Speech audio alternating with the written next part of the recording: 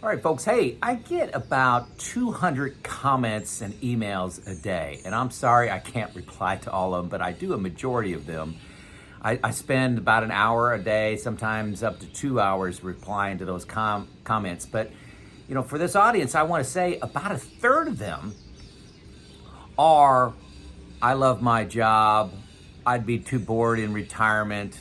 And so I wanted to kind of address that because I just can't imagine that being true for me. I'll just say for me.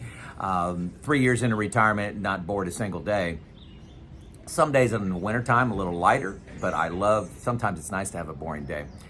But, let me just go into what I've been doing the last 2 weeks, and then I'll talk about today. Last 2 weeks have been kind of interesting for me, and I haven't produced any videos. Many of you may know that.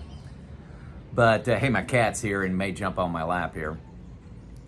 But I'm going back a week from Thursday, so, 11, 12 days.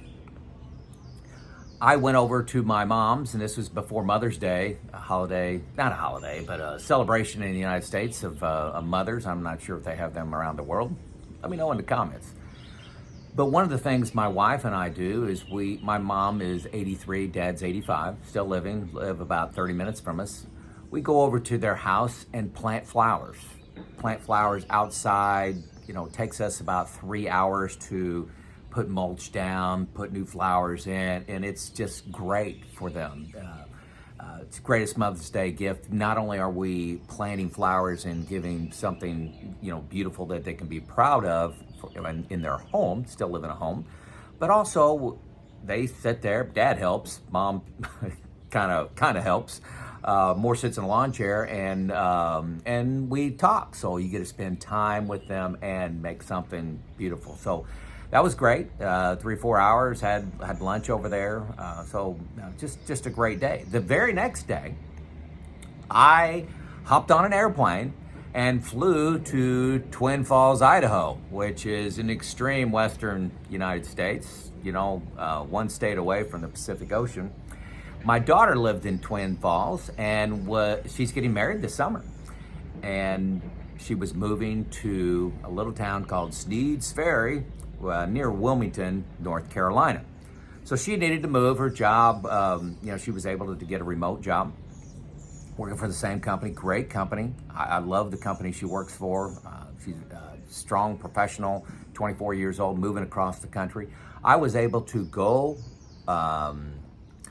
to her, pack up all of her stuff, put it in a U-Haul, and I've driven a U-Haul a whole bunch of times, but I've never pulled a car on a trailer. So I learned a little bit about pulling in a trailer, loaded everything up, and drove 2,500 miles, 4 days to North Carolina and unpacked that.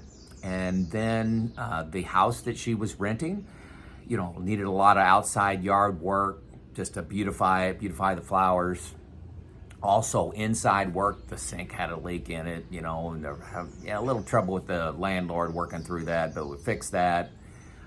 Put together some of the things that they've been receiving for their wedding, put together a gas grill, for example, mounted the TV up on the wall, just different things for 3 days with her. So this 4 days across the country, 3 days spent with her, and then flew back home. Okay, so when I was working full-time, would I have been able to spend 7-8 days driving my daughter across the country? No, wouldn't have done that. Would have maybe helped throw some money at her.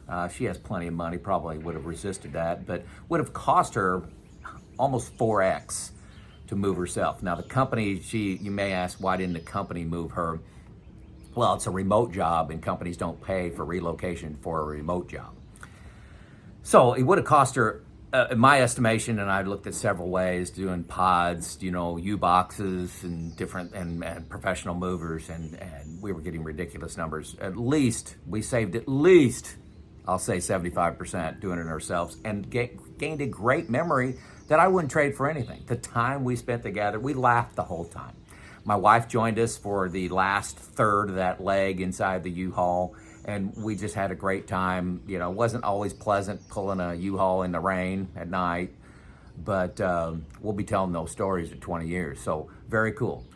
Okay, so that's something simple I did with my parents on Mother's Day. A longer thing I was able to commit to, helping my daughter move and helping her make a house a home.